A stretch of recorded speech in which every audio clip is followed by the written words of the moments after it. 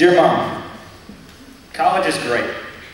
I'm loving every minute of it, especially the minutes in my advanced calculus class, which drag on in endless painful monotony, incomprehensible equations, with no real-world bearing.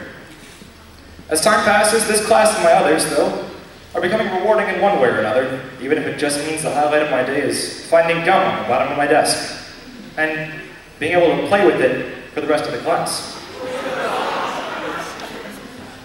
It still had some stale peppermint flavor,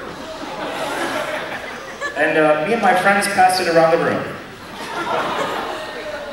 The teacher would call one of us out for chewing gum in class, and we would be told to spit it out. We did, but then we would just pass it to the next guy in the next desk. Our professor eventually became frustrated and said, "If you guys have so much gum, why don't you share it with the class?"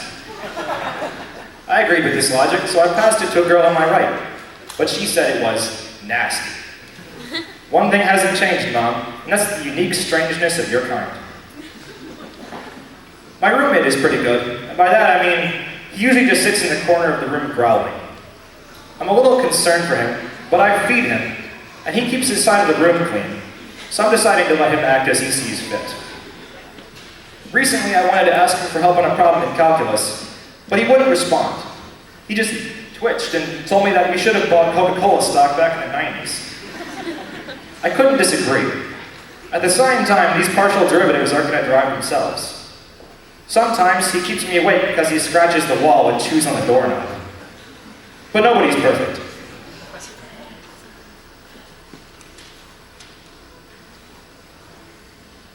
My professors are pretty reasonable, or at least they think they are.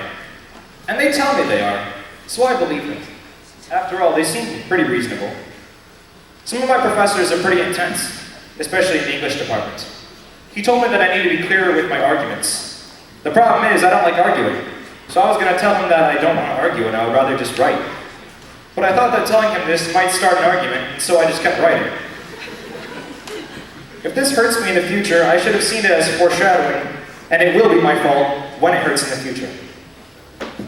Thanks for the cookies you sent. I ate them all in 1 hour. I'm pretty hungry these days. Would you mind paying my taxes again this year? I lost my W-2s, but you can probably do it anyway, right? Thanks. Signed, Noah.